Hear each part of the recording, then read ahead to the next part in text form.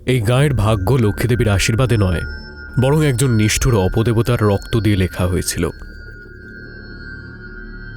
এই গ্রামের কেন্দ্র ছিল সাউদা হাভেলি। বাইরে থেকে এটাকে দেখতে সুন্দর হলেও এর ভিতরটা ছিল একটা অভিশপ্ত কবরস্থান। এর প্রত্যেকটা সিন্দুক, প্রত্যেকটা গহনা কালদেবতার অভিশাপের একটি অংশ ছিল।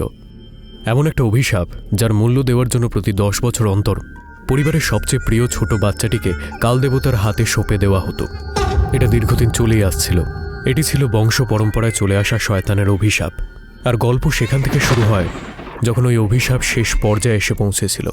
শ্রাবণ পূর্ণিমার সেই রাত, সেদিন চাঁদের রং রক্তের মতো লাল ছিল। মনোজ আর গৌরী ঘুমোচ্ছিল, আর ওদের দুজনের মাঝে ওদের 5 বছরের বাচ্চা চিন্টু ফুলের মতো ঘুমোচ্ছিল। কিন্তু ওই রাতে নিস্তব্ধতা ভঙ্গ হতে চলেছিল। ঘরের জানলা হঠাৎ করে জোরে শব্দ করে খুলে যায়, আর সেখান থেকে ঠান্ডা হাওয়ার ঝাপটা আসে, যাতে প্রদীপ নিভে যায় আর ঘরটা পুরনো লাশের গন্ধে ভরে ওঠে। চিন্টু হঠাৎ করে ভয় পেয়ে উঠে পড়ে। ওর চোখ দুটো ঘরের একটা কোণায় স্থির হয়ে গেছে। মা, বাবা, ওর চোখ দুটো ও জানলায় দাঁড়িয়ে আছে। ওঠো মা, বাবা। মনোজ, এত বাজে গন্ধ কোথা থেকে বেরোচ্ছে? এত জোরে জোরে হাওয়া দিচ্ছে, কিন্তু দরজা তো বন্ধ। চিন্টুর কি হয়েছে?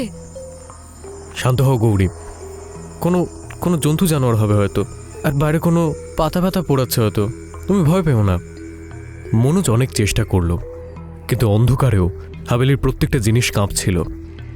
দেওয়ালে অন্ধকারের মধ্যে ওই ছায়া চোখ খুলল। চোখ দুটো যেন আগুনের মতো জ্বলছিল। এটা কোনো জন্তু জানোয়ার ছিল না, এটা ছিল ওই অভিশাপের পাহারাদার। হাভেলির পেছনে একটা বটগাছ থেকে একটা অসহ্য ভয়ানক মানুষের চিৎকারের সাথে মানুষ ঘোড়ার একটা মিশ্রিত চিৎকার পাওয়া গেল। এই চিৎকারটা এতটাই জোরালো ছিল যেন মনে হচ্ছিল কেউ ঘরের ভেতরে চিৎকার করছে। মনোজ, সেই আওয়াজটা, এটা কোনো ঘোড়া নয়, ও আমাদের কাছে আসছে। চুপ করো গৌরী, ওকে জাগিও না। মনোজ চিন্টুকে বুকে জড়িয়ে ধরল, যেন ও শয়তানের নজর থেকে ওর সন্তানকে আড়াল করার চেষ্টা করছে। ও জানতো এটা কোনো জন্তু নয়, বরং বহুদিন আগের সেই অভিশাপের পাহারাদার ছিল। আর সেই পাহারাদার প্রথমবারের জন্য এত কাছে এসেছিল।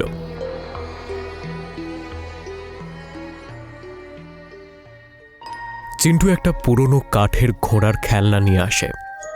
তার একটা চোখ ছিল না, এবং তার উপর একটা অশুভ চিহ্ন আঁকা ছিল। গৌরী ওর হাত থেকে খেলনাটাকে ছিনিয়ে নিয়ে ঠাকুমা সারদা দেবীকে দেখায়। দিদা, এই খেলনাটা কোথা থেকে এলো? এটা কাঠের মনে হচ্ছে না, এটাকে ছুতেই বরফের মতো ঠান্ডা মনে হচ্ছে। আর দেখুন এই অদ্ভুত দাগটা, এটা চিন্টুর ঘরে কি করে এলো? শোনো, মুখ সামলে কথা বলো। এই খেলনাটাকে হাত দিও না। এটা যেখানে ছিল ওটা সেখানেই রেখে দাও। আমি বুঝলাম না দিদা, আপনি এটাকে ফেরত কেন রাখতে চাইছেন?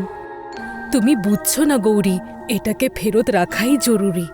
এটাকে ভুল করেও জ্বালাবে না, নাহলে খুব খারাপ হবে, খুব খারাপ। ঠাকুমা খেলনাটাকে না ছুঁয়েই সেটাকে আবার রেখে দেওয়ার আদেশ দেন।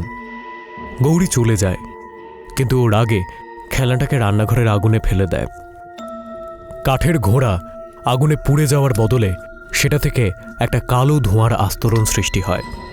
গৌরী ভয় পেছনে সরে আসে। আগুন নিভে যেতেই দেখা গেল কয়লার মধ্যে খেলনাটা যেরকম ছিল সেরকমই রয়েছে। তার মধ্যে পোড়ার কোনো চিহ্ন নেই। তার চোখ বিস্ফারিত হয়ে যায়। সে সঙ্গে সঙ্গে খেলনাটাকে তুলে হাভেলি থেকে দূরে একটা বন্ধ ঘরে লুকিয়ে রাখে। কিন্তু পরের দিন সকালে সেই খেলনা আবার আগের অবস্থায় চিন্টুর বিছানার পাশে পড়েছিল।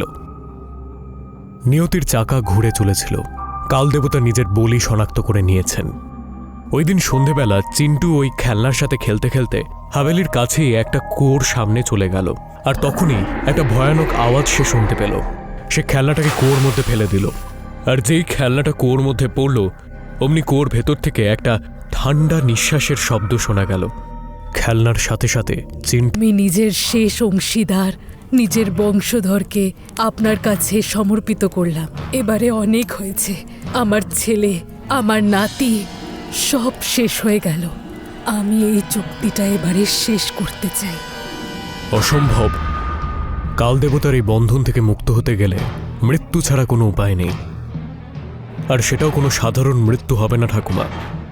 তোমাকে নিজের প্রাণ, ধনসম্পদ, শান্তি সমস্ত কিছু বিসর্জন দিতে হবে, না হলে পরবর্তী বলি খুঁজে আনো।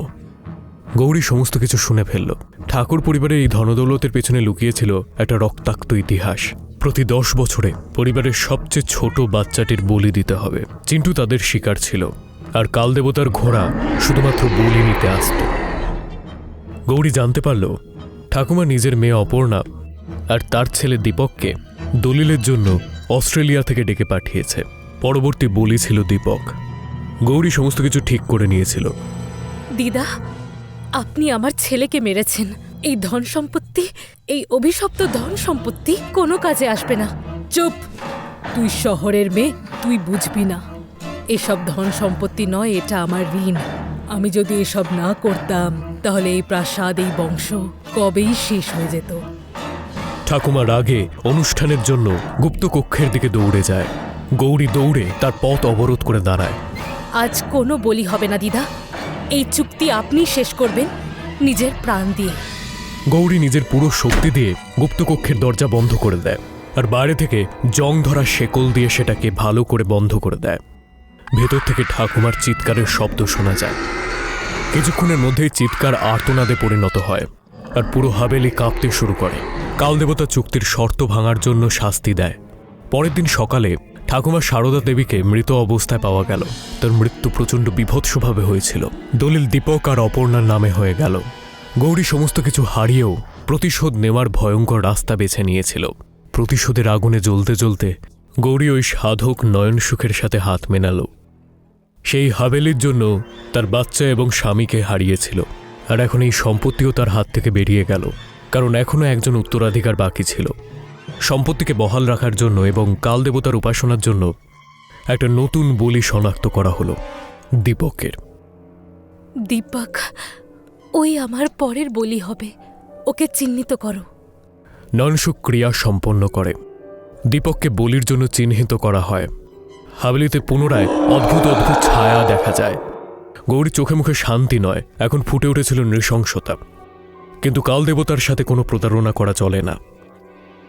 যে রাতে গৌরী অনুষ্ঠানের জন্য প্রস্তুত হচ্ছিল, তখন অপর্ণা আমি সন্তানকে জন্ম দিতে পারিনি, তাই ওকে দত্তক নিয়েছিলাম। কি কি বললে তুমি? গৌরীর মাথায় বাজ পড়ল। কালদেবতার চুক্তি পরিষ্কার ছিল, বলি শুধুমাত্র রক্তের সম্পর্কের মধ্যেই হবে, না হলে বলি দীপকের নয়, বরং চুক্তিতে সই করা গৌরীর ওপরই সেই অভিশাপ নেমে আসবে। গৌরী দৌড়ে দৌড়ে নয়নসুখের কাছে যায়।